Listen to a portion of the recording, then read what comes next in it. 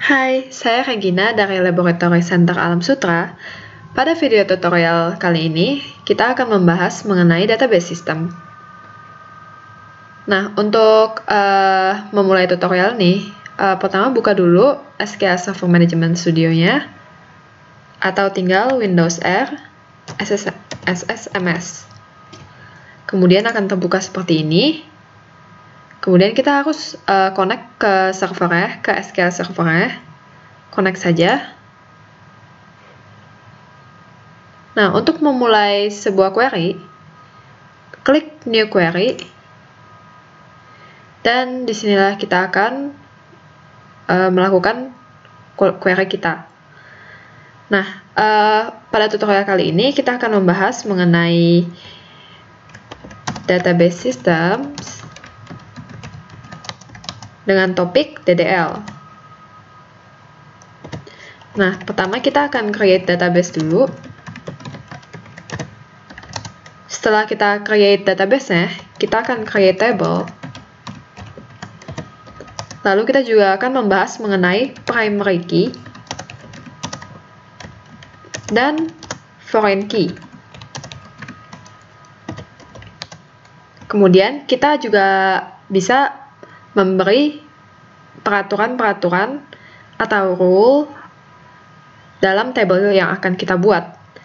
Nah, itu menggunakan keyword constraint value.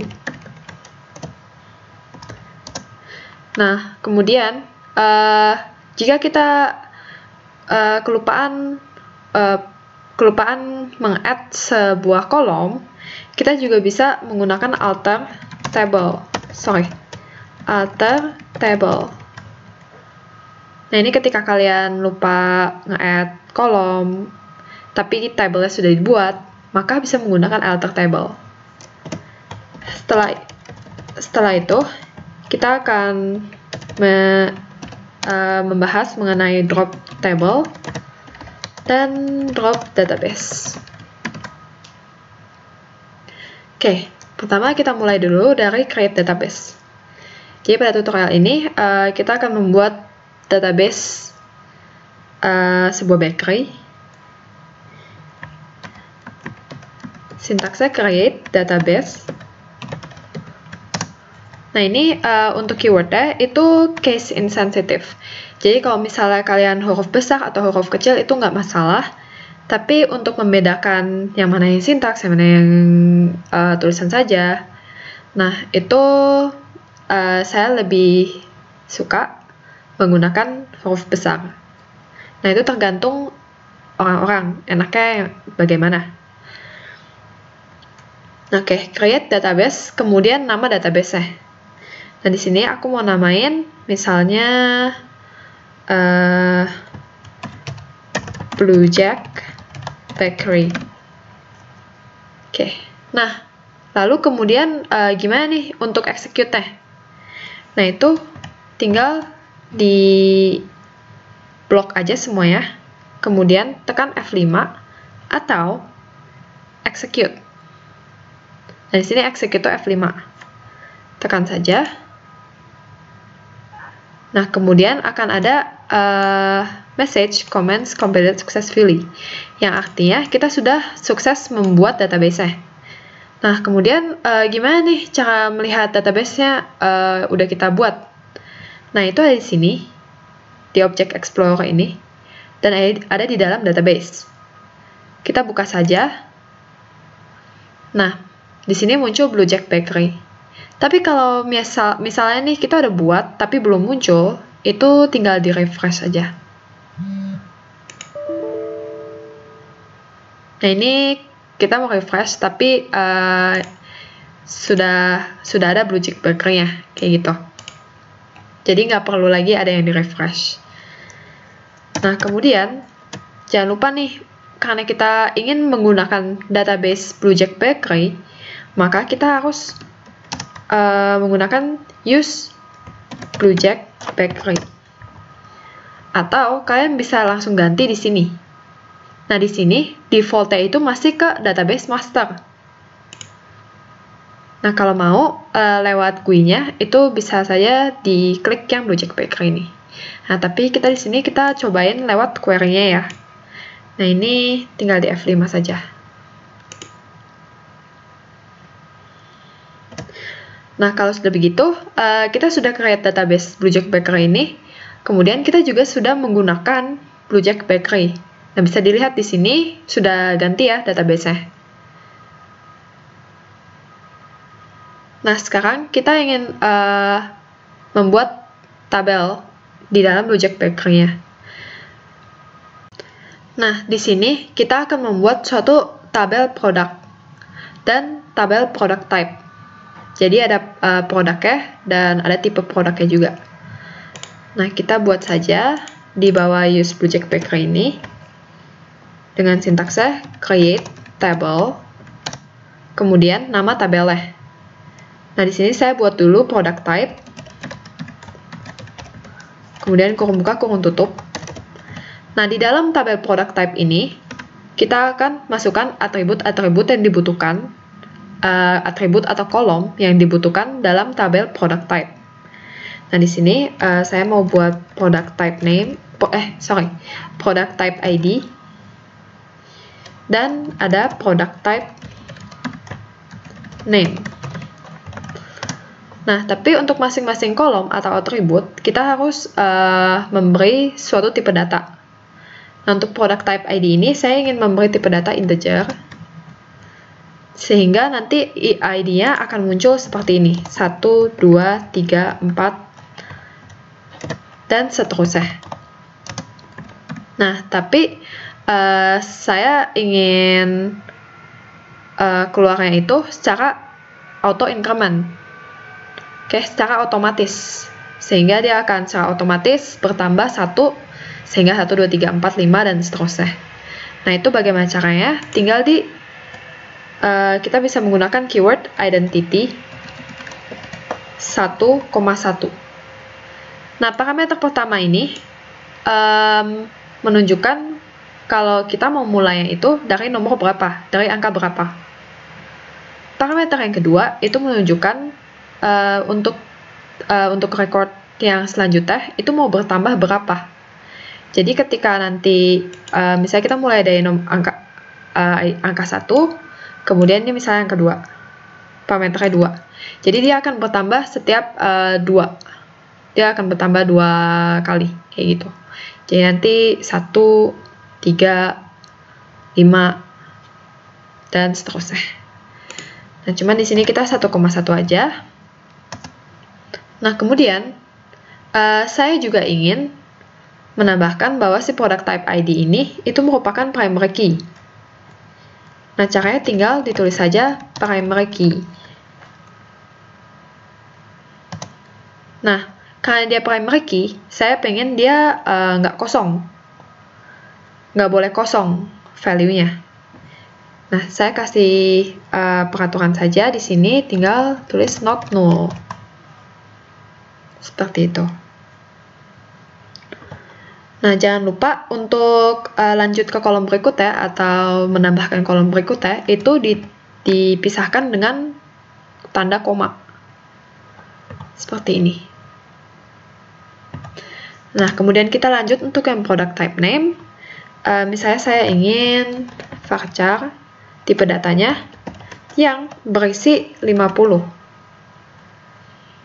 Sebenarnya max-nya itu 255, tapi kita kan nggak butuh sebanyak itu kan. Sehingga kita kasih saja misalnya 50. Misalnya seperti itu. Nah, terus kita juga kasih not null. Karena tidak boleh kosong.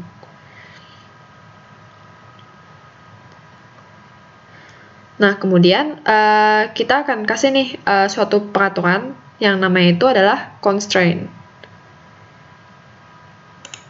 Nah, peraturannya itu, misalnya nih si product type name ini, itu hanya boleh cake atau bread. Nah, ada dua cara. Cara pertama, itu kalian bisa seperti ini, tinggal kalian tulis check, kemudian kurung buka kurung tutup, kemudian nama atributnya atau kolomnya, product type name, Lalu sintaksnya, misalnya karena kita ingin bolehnya tuh cake atau bread, itu kita pakai in.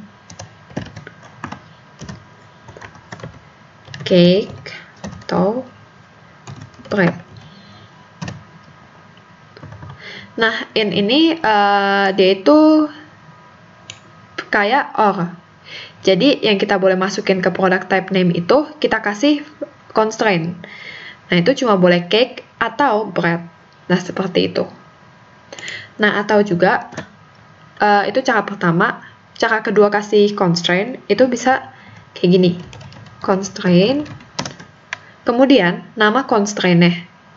Nah, nama constraint itu misalnya check product type name, kemudian check, lalu product type name in cake bread. Nah, seperti itu. Nah, ini tidak ada salahnya mau pakai yang cara pertama atau yang kedua. Nah, itu terserah kalian, enaknya saja yang mana pakainya. Seperti itu. Nah, ini saya komen dulu. Nah, misalkan kita pakai cara yang pertama ya. Oke, nah, untuk primary key dan membuat tabel dengan ada primary key dan ada constraint, seperti itu. Lalu kita lanjut, kita akan membuat tabel product. Create table product. Nah, di sini ada atribut product ID. Nah, saya pengen untuk di tabel product ini itu menggunakan ID-nya itu seperti ini. Misalnya PD001. Seperti itu. Lain halnya dengan yang product type ini, kalau ID-nya itu kan integer ya. Jadi secara kalau misalnya kita auto incrementin, itu bakal muncul 1, 2, 3, 4, dan seterusnya. Nah, saya pengen untuk yang tabel produk ini ID-nya seperti ini. PD001, PD002, dan seterusnya. Nah, karena itu perlu kita kasih constraint. Nah, pertama, untuk tipe datanya kita kasih saja char. Nah, karena ini cuma butuh 5, jadi kita kasih 5. 5 saja. Nah, karena product ID ini merupakan primary key, jadi kita kasih primary key, not null. Nah, kemudian kita kasih constraint nih. Nah, itu menggunakan cara pertama ya. Check product ID. Nah, untuk kasih constraint-nya itu supaya bisa kayak gini, jadi supaya tiga angka di belakang itu merupakan angka, kita bisa pakai namanya like. Nah, dengan menggunakan like, kita bisa pakai yang namanya wildcard. Nah, wildcard itu ada banyak macam. Salah satunya itu tanda siku seperti itu ya. Nah, di sini kita kasih saja 0 sampai 9, 0 sampai 9, 0 sampai 9. Nah, karena kita pengen 3 di belakang itu sebuah angka, jadi kita bisa kasih seperti ini. Nah, 0 sampai 9 itu artinya bisa angka 0 sampai 9, seperti itu. Jadi nanti pas kita insert, itu harus 0 sampai 9 untuk 3 angka yang di belakang. Nah, kalau misalnya kita malah insert huruf, padahal kita kan kasih constraint-nya, kita kasih peraturannya, seperti ini. Nah, nanti dia bakal kasih error di sini. Dia bakal muncul error di message. Seperti itu. Oke. Nah, kita lanjut sekarang. Sekarang kita bikin atribut product name. Nah, kita kasih varchar, misalnya 20. Kemudian not null. Lalu ada product price. Nah, product price ini misalnya saya kasih integer, not null. Nah, kemudian tiap produk ini itu mempunyai product type. Oke, masing-masing produk itu punya product type. Jadi kayak misalnya nih, saya bikin product name namanya Red Velvet Cake. Nah, itu tipenya apa? Nah, tipenya cake. Seperti itu. Nah, sehingga kita membutuhkan foreign key. Nah, untuk membuat foreign key, kita bisa tinggal kasih atribut yang namanya sama aja dengan product type ID ini. Product type ID. Kemudian foreign key, references, tabelnya, tabel parentnya lebih tepatnya. Nah, tabel yang kita mau hubungin itu yang mana? Nah, itu tabel product type. Sehingga kita tulis saja di sini product type. Kemudian kita masukin ID dari product type-nya. Product type ID. ID dari tabel product type ini kan product type ID kan yang kita buat. Nah, sehingga kita masukin saja product type ID.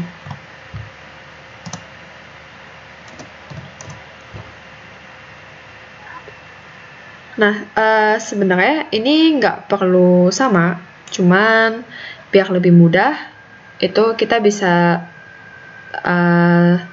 bikin yang sama namanya. Oh ya, di sini jangan lupa kita bikin tipe datanya juga. Karena di sini di tabel product type ini tipe data integer. Sehingga di sini tipe datanya juga harus integer. Seperti itu. Nah, kemudian biasanya untuk bikin foreign key, kita juga bisa bikin yang namanya on delete cascade, on update cascade.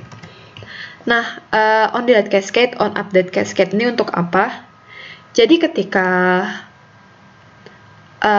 sebuah value, sebuah record di product type ini itu ingin kita delete, karena ada on delete cascade, kemudian data yang ada di produk ini, yang product type ID nge-refer ke yang ingin kita delete itu akan ke delete juga.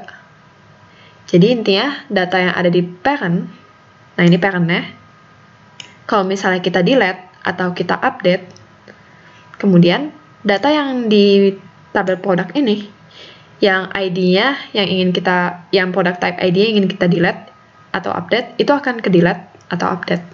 Seperti itu. Nah, kita blok aja untuk tabel product type, kemudian kita execute.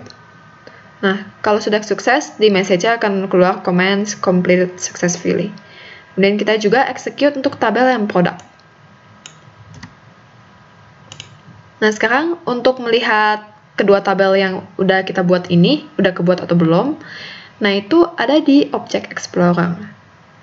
Nah, di database ini, kalian buka berarti si Blue Check Bakery ya. Nah, kemudian harusnya ada di Tables. Nah, ini sudah muncul ya, ada tabel product, ada juga tabel product type. Nah, kalau misalnya kita buka satu-satu, dia akan muncul columns, constraints, dan lain-lainnya. Nah, ini misalnya kita cek dulu columns-nya apa sudah benar dan sesuai. Nah, di tabel produk ini ada product ID dengan char 5, dan dia ada PK-nya, product name, varchar 20, product price, integer not null, dan ada foreign key dari product type ID. Nah, ini sudah sesuai dengan yang sudah kita buat. Seperti itu. Nah, kemudian gimana caranya kalau misalnya nih kita ada kolom atau atribut yang ketinggalan. Nah, misalnya nih saya mau langsung sisipin di sini. Misalnya ada product stock integer not null. Nah, tapi dengan kondisi si creatable product ini sudah dibuat ya. Lalu kita tambahin langsung. Nah, ketika kita blok kemudian kita execute. Nah, di sini error. Dia nggak bisa di-execute lagi karena dia bilang nih sudah ada objek bernama product di database. Nah, caranya gimana nih untuk menyisipkan kolom yang tertinggal nih? Nah, ini aku delete dulu. Nah, kita bisa pakai yang namanya alter table. Alter table. Nah, tabel apa yang pengen kita alter atau modify? Nah, misalnya sih tabel produk. Kemudian kita ingin nge-add sebuah kolom. Nah, itu tinggal add product stock misalnya. Kemudian tipe datanya. Misalnya integer. Seperti itu. Nah, terusnya gimana kalau misalnya ada 2 kolom yang tertinggal? Misalnya mau lagi nih, add product description dengan tipe data varchar misalnya 50. Nah, kemudian kita blok, terus kita execute. Nah, di sini salah nih. Di sini nggak bisa. Nah, karena untuk tiap alter table itu harus satu-satu. Oke, jadi ini kita execute dulu. Nah, di sini dia butuh alter table lagi. Jadi kita nggak bisa alter table untuk 2 kolom. Jadi masing-masing harus satu, seperti itu. Masing-masing kolom yang kita mau add itu harus punya alter table yang ingin di-alter, seperti itu. Nah, ini misalnya kita add lagi nih. Nah, oke. Nah, kalau misalnya tadi kita lihat di sini nih, itu masih ada product ID, product name, product price, product type ID ya. Nah, ketika kita refresh, nah ini sudah muncul ya, dia sudah kolom-kolom yang tertinggal ini udah masuk ke dalam tabel produk, seperti itu. Oh, tapi misalnya nih, kalian ada typo misalnya di product description. Misalnya di tipe datanya itu, misalnya mau varchar, tapi cuma 20 maunya isinya. Nah, itu kan tinggal alter table lagi.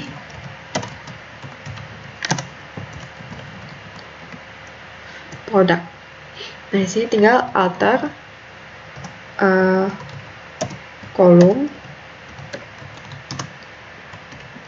product description varchar 20. Nah, kemudian kita blok, kita add. Nah, di sini yang product description varchar 50 isinya. Ketika kita refresh, nah di sini dia sudah berubah nih, jadi 20. Seperti itu. Nah, sekarang misalnya nih ya, kalian nggak butuh kolom atau atribut si product description ini. Nah, kalian mau delete nih sekarang. Nah, itu kalian bisa nih pakai alter table. Kemudian nama table-nya produk berarti. Kemudian drop kolom product description. Nah, kemudian ini kita blok aja, lalu F5.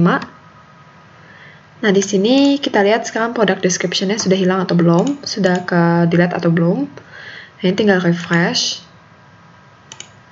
Tables, product, columns.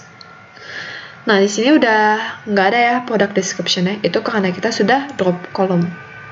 Seperti itu. Nah, kemudian sudah selesai kita alter table, tinggal drop table dan drop database untuk materinya. Nah, untuk drop table,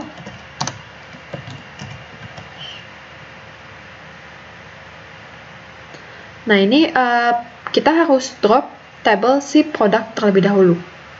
Nah, kenapa? Karena ketika kita mau drop table si product type terlebih dahulu, nah ini ada product type ID yang digunakan di tabel produk. Nah, sehingga akan terjadi konflik.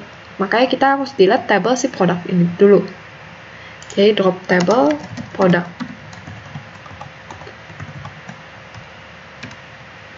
Oke, kalau udah tinggal drop table product type. Nah, Kalau udah, coba kita refresh sekarang. Nah, di sini tabelnya udah hilang ya, karena kita sudah drop table, karena kita sudah delete. Nah, sekarang kita pengen drop si database-nya.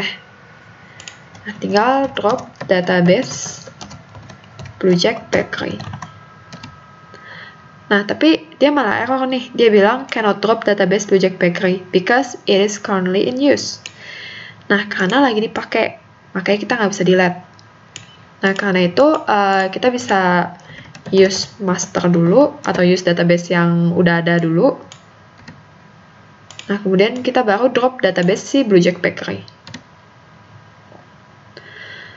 Nah, untuk tutorial kali ini sampai sini dulu. Sampai jumpa di tutorial berikutnya. Terima kasih.